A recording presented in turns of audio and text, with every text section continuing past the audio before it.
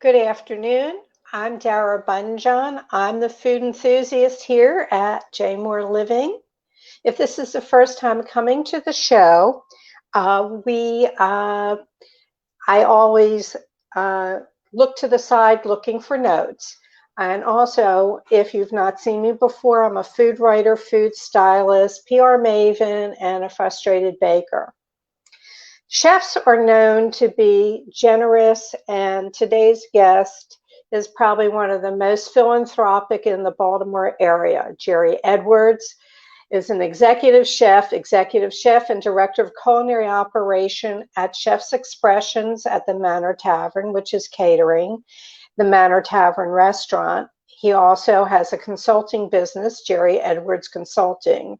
He has won over 50 culinary awards, thrice president of the National Association for Catering and Events, currently chairman of the Visit Baltimore Education and Training Foundation. Good afternoon, Jerry. Hey there, how are you? I'm fine. On this beautiful snowy day. I know. So other than this interview today, what else do you have on your plate to fill your hours? Well, I also, because of COVID, I'm doing the marketing for the restaurant and for the catering company, so it's a third hat I wear. But I love it. It's fun. We're having a great time. I'm telling you, our guests are having a great time. They're coming out, and they're really being very supportive. They've been wonderful to us all during COVID. Well, the Manor Tavern, for people who haven't been out to Moncton, is really a beautiful, beautiful, large site out in the country, horse country. And it's very large and a lot of space to do specialty events and catering, which you were known for is Chef's Expression. You have something that just sold out. How many people are coming, and what is it about? Oh, so next weekend on the 27th, we have a whiskey, wine, and fire party outdoors. We've got fire pits everywhere. We're going to have whole suckling pig going to be carved. We've got amazing vegetable tortilla station. We have a chili station, so with all different kinds of toppings that you might like. Everything's going to be very COVID safe because, of course, we're outdoors, which is a great thing. We're sold out, so if you're interested in tickets, sorry about that. But if you want to get on our email list, we have events all the time. We have oyster festivals, we have sunflower festivals. We have a lot of great festivals out there at the Manor Tavern. It's a big, big spot.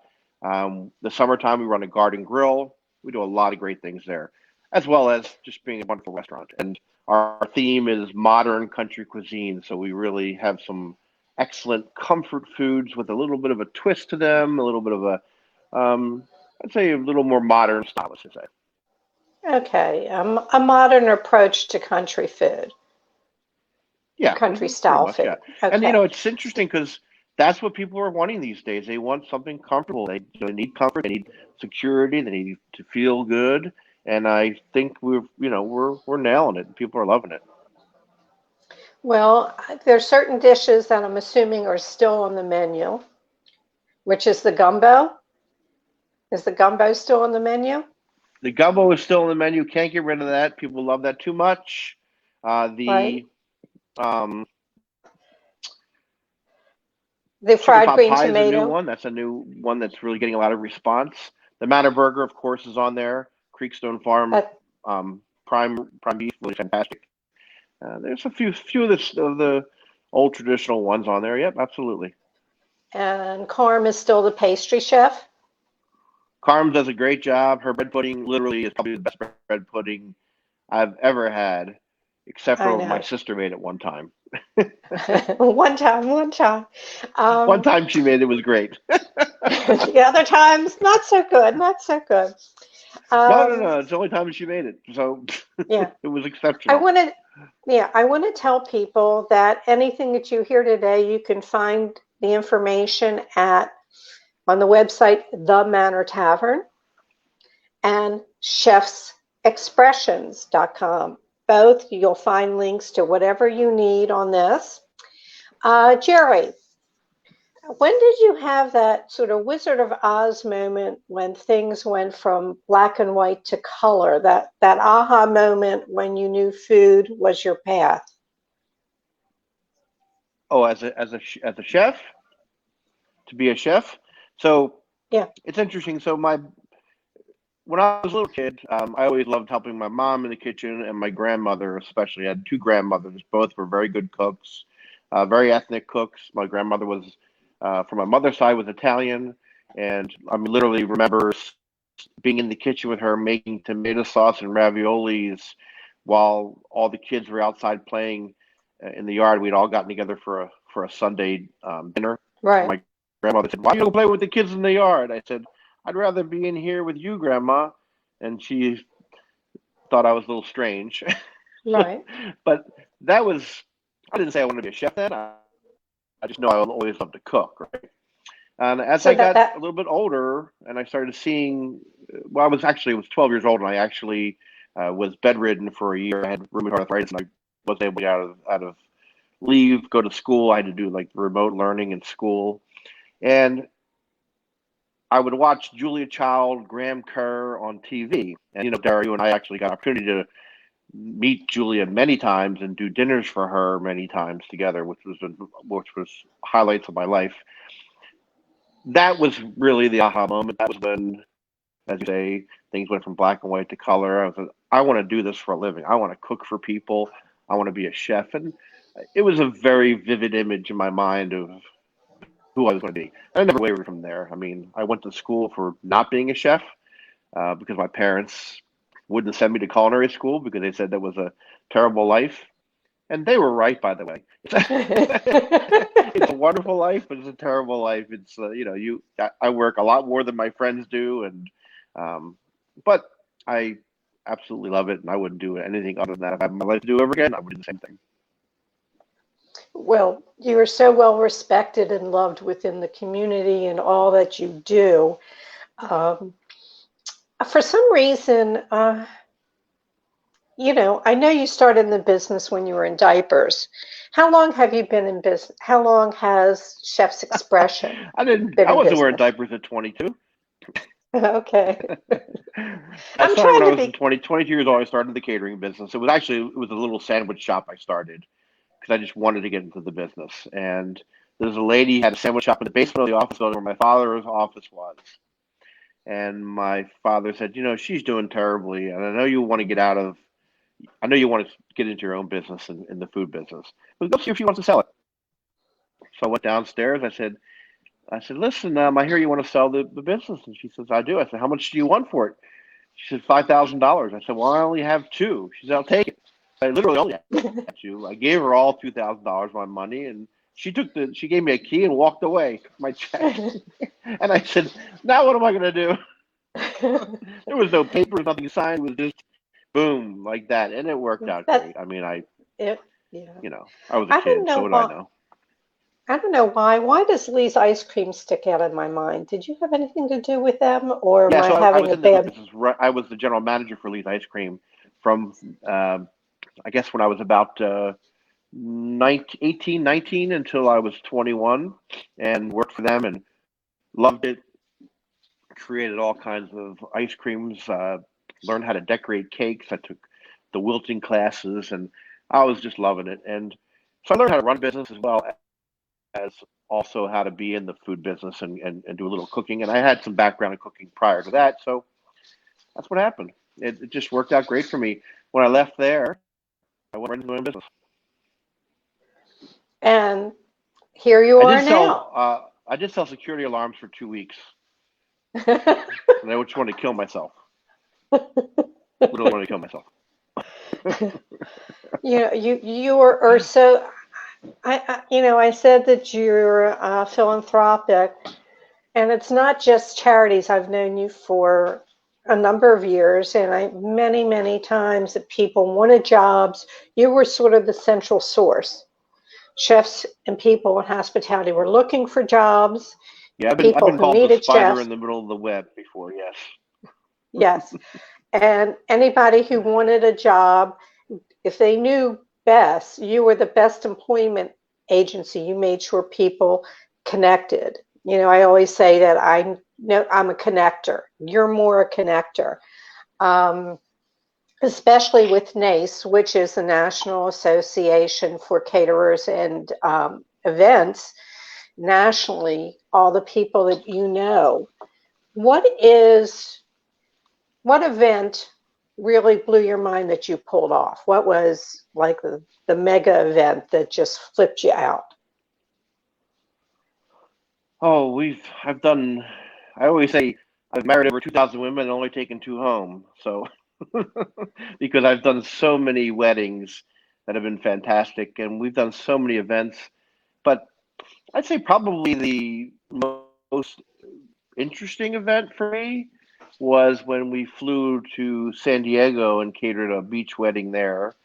That was pretty cool because I got to use people who I'd never worked with before and did amazing. They had a very big budget, and we really blew out a beautiful party for them. Um, but there's been so many events. I mean, from small dinner parties to 5,000 person events uh, over the years. So it's really hard to pick one. But that one I think was the most interesting because I flew with just two other people from my team out to San Diego, and we spent 5 days preparing, training people who we had never worked with before on how to do this, and it was really great. It was fun. So Um, logistically, that was probably the biggest challenge. yeah. By the way, you get a howdy from David Dershowitz. I see him popping up here. He says, "Let's Which eat. Let's eat. Let's eat." He gave me my dog probably. love him, buddy. Oh, okay. He does like his dog. Yeah, absolutely. I He said loves his dog. philanthropic. Yeah. I'm going to do a quote. You said, I always tried to give 25% of my efforts to charities. I believe there are four pillars of success: creativity, passion, teamwork, and philanthropy. Our whole team at Chef's Expression is encouraged to give back. You do wine dinners. A percentage from those wine dinners goes to charity. Is it all Meals on Wheels or is it a different charity for each wine dinner? Oh no, we do lots of different charities, and actually we let charities submit. We haven't done a charitable one supper for a couple of months now because we're in COVID. The numbers are so reduced. It's just not um, worth the effort because we can only do 50% capacity. Typically, our wine suppers have 120 people or more. These have 50, 60, so they're a little bit smaller right now. So it really isn't.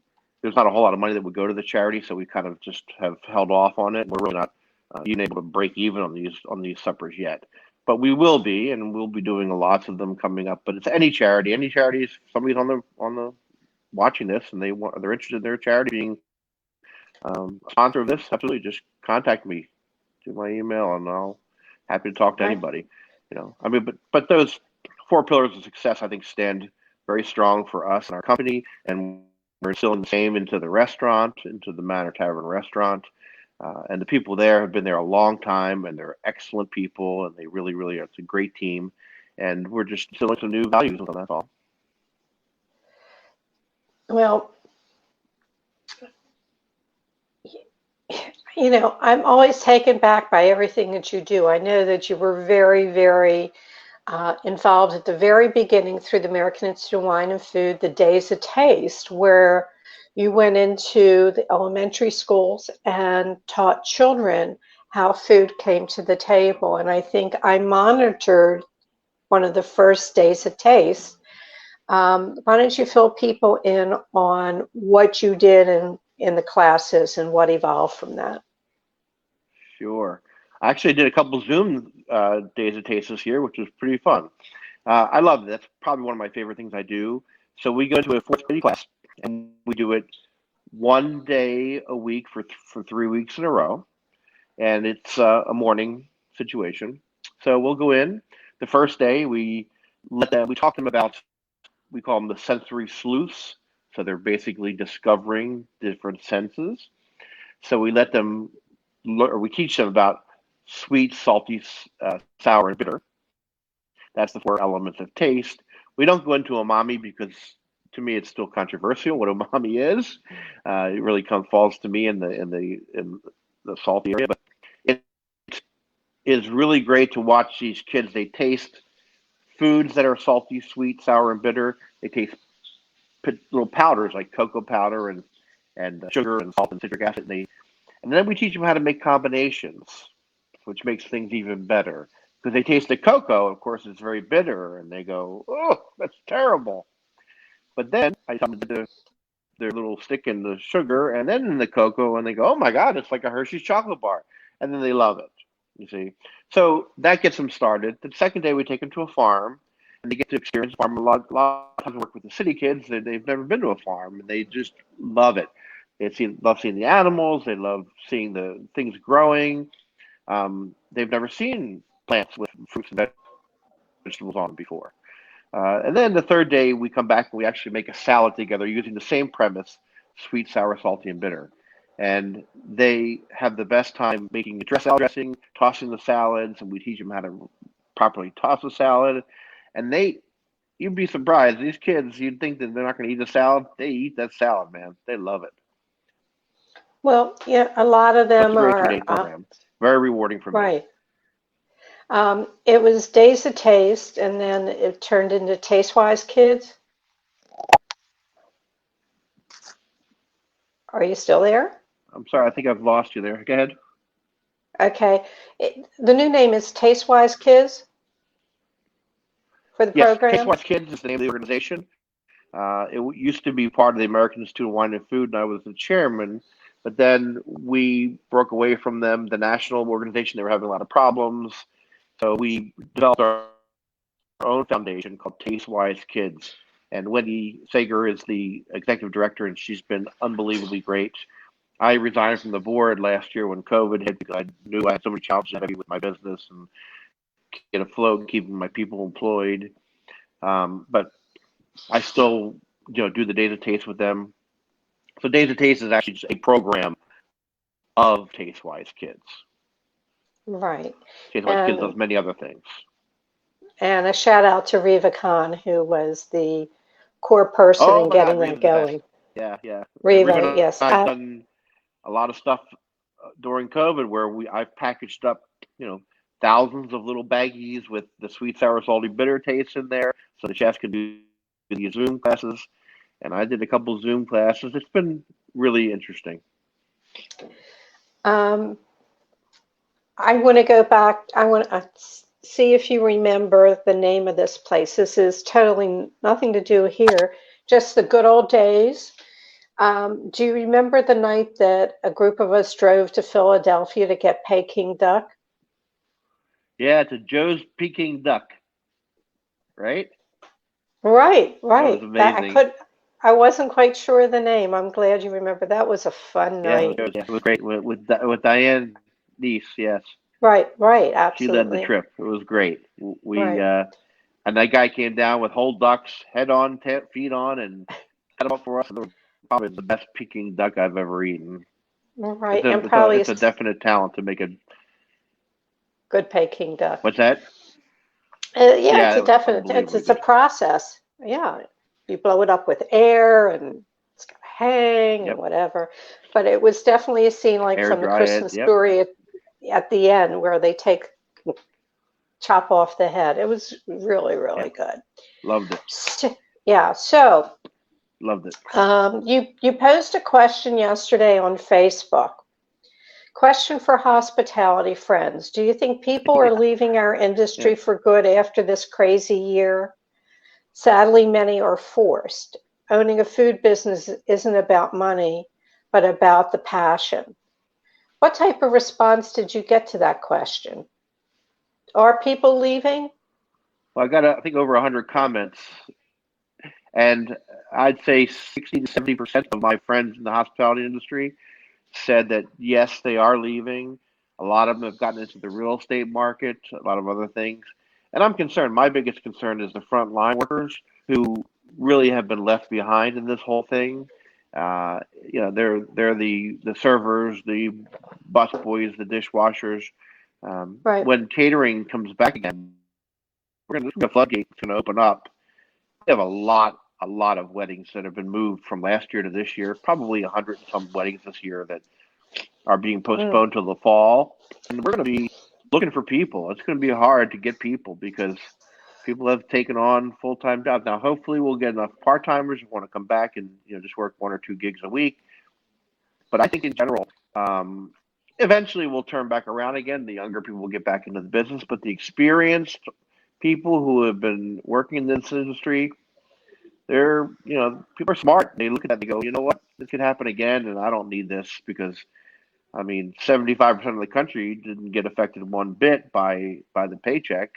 But these people not working, yes, they've been getting unemployment, but it's not nearly what they were making working in the restaurant, No, I mean, a So lot I have do think gone it's going to into. be a challenge for us, and we're making preparations now. We're going to start hiring people soon, and mixing it up the best we can. There's currently partial unemployment, which is helpful because they can still work a little bit for you and not, jeopardize unemployment. So that's a good thing. So The we're subsidy. trying to keep those Yeah. people happy. Um, we talked about the wine dinners. Uh, um, you are a wine expert.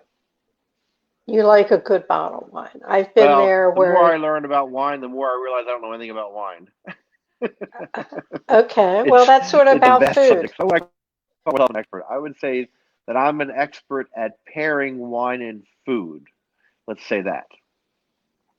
Okay, you're an expert at pairing Okay. wine and food. So I have a question for Yeah. you, but there's a Only because story there's that, so many wines out there that, yeah, I don't have the time to learn them all and where they come from and all that. But you put a bottle of wine, like I did a wine tasting yesterday, put a bottle of wine in front of me, I taste the wine, and then I can develop a recipe for that wine that matches it perfectly.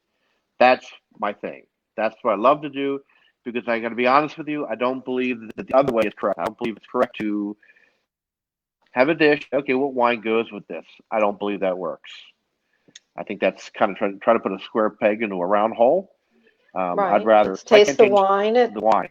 I can change the dish. I can't change the wine. A story, because I'm leading up to a question. Um, do you remember Margaret Sullivan? May she rest in peace. She was a producer out at MPT. She was on the board with us at Barely. AIWF. Okay. Hmm. Well, Jacques Pepin was in town and he was filming or they're doing something promotional for MPT. And they made dinner reservations at the old Pimlico Hotel. And they get there and they're making them wait. And she goes up to Lenny and says, this is Jacques Pepin. You just can't have him sitting here like this. So he sent a waiter over, and the waiter says to him, he says, would you like a glass of wine? And Jacques Pepin says, well, what do you have? And he says, we have white and we have red. I hope you're laughing at that. I thought that was funny. So my question to you, do you No have a rosé? preference, white or red or rosé? Okay, Is there a so preference? that's an interesting question.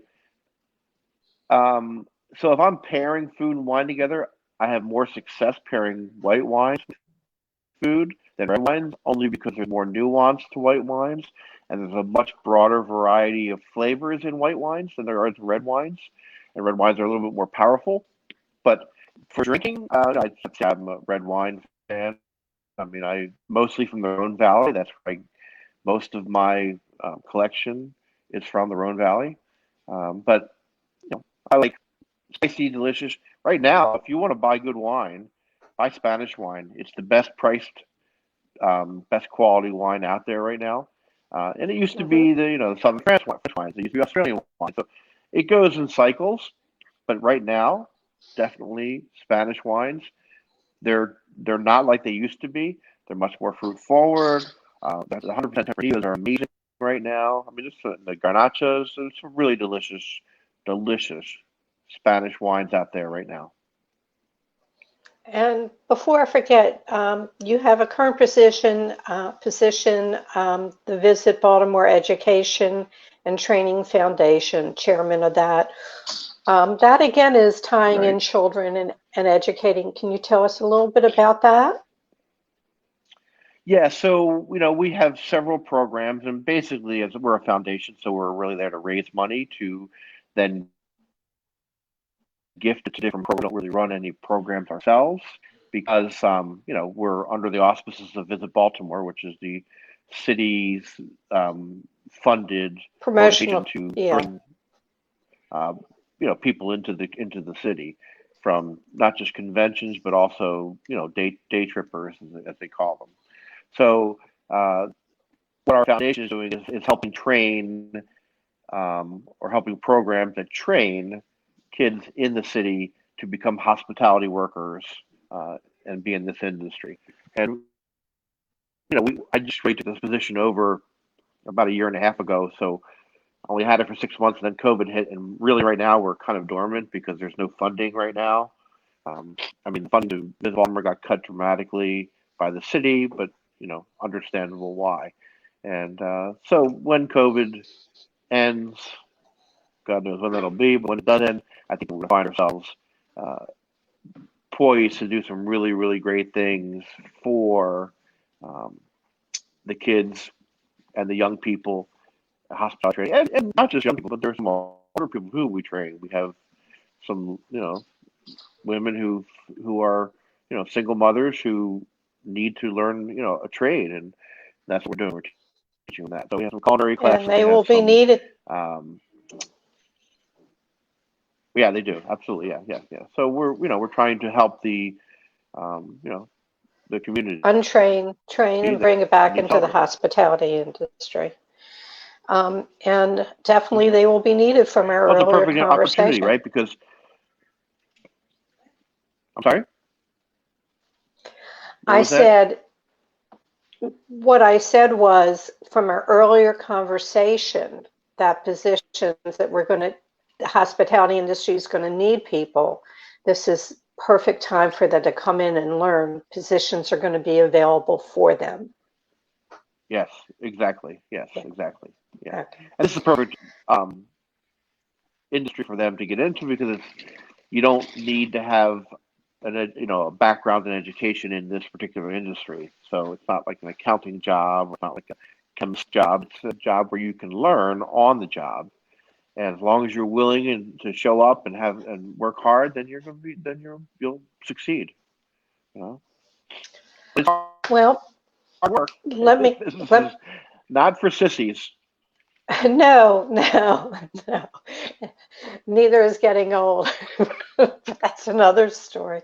Very That's my hard, girlfriend hard, tells me all the hard time. on. Yeah, it's very, very uh, difficult physically to be a chef and work in the kitchen. Uh, Legs, arms, burns, cuts, but it's a passion, and I'm Yeah, passionate it about it. is. I, It's I just, mostly it's the knees. it's the knees. Mostly the Well, knees that hurt because you're on your feet all the time. right. I wrap up the show with a couple questions. So the first question Okay. for you is, what was your most epic culinary fail? All right. So I don't know any chef that really wants to tell you. I would say that my most epic culinary fail was I tried to produce a flaming salad one time. And because this woman Flaming wanted to have a salad. fire and ice dinner, right?